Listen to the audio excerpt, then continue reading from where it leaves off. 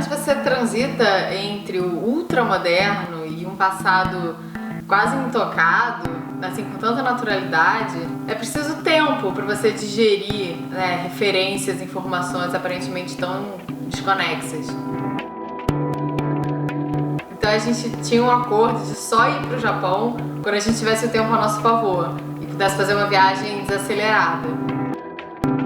E finalmente esse dia chegou.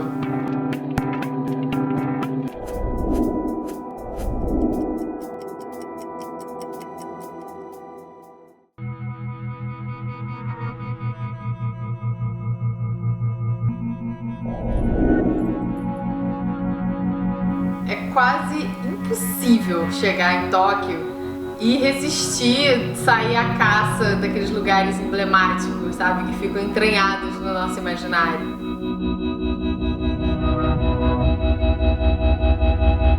Então Shibuya foi um ótimo pontapé inicial para a nossa viagem. Porque é um bairro que reúne os maiores clichês da cidade, né? As lojas, as luzes em neon, aquela multidão. Pode até não ser o que eu mais procuro numa viagem, mas foi ali que caiu a ficha. Caramba, eu tô aqui.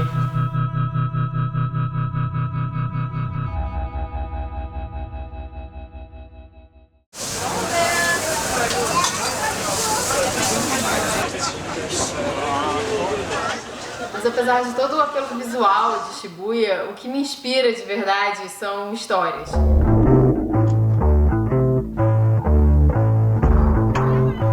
E onde melhor para ouvir histórias do que lugares que promovem interação entre as pessoas?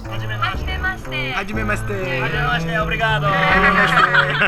E foi um desses lugares que me encantou de verdade e que estava escondido ali pertinho.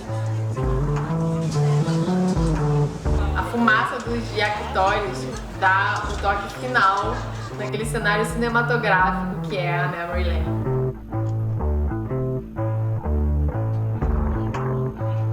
No coração de um dos mais modernos bairros de Tóquio, uma rua que não deve ter mais de 100 metros, com um izakaya do lado do outro. Izakaya é um tipo de bar que também serve comida.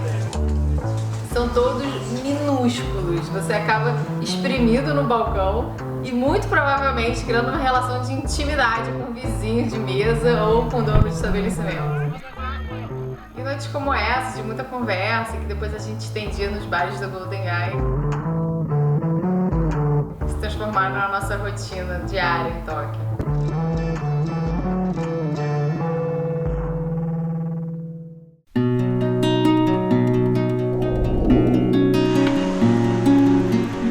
Para mim, a graça de Tóquio não tá na grandiosidade pela qual a cidade é famosa, mas nos detalhes.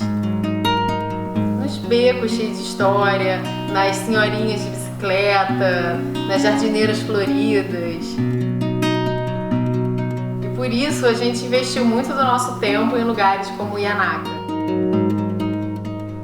É um dos poucos bairros antigos da cidade que resistiu aos bombardeios da Segunda Guerra. E é um lugar perfeito para andar e descobrir seus cantinhos preferidos e perder a noção da hora com um bom saquê japonês.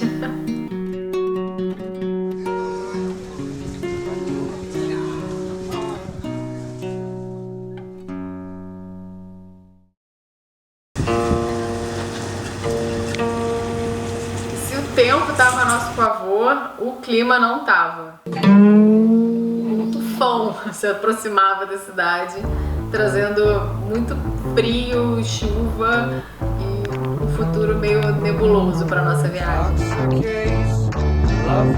Mas naquele momento ali, andando de volta pro hotel, as luzes refletidas na calçada, eu com meu guarda-chuvinha transparente igual a da Scarlett,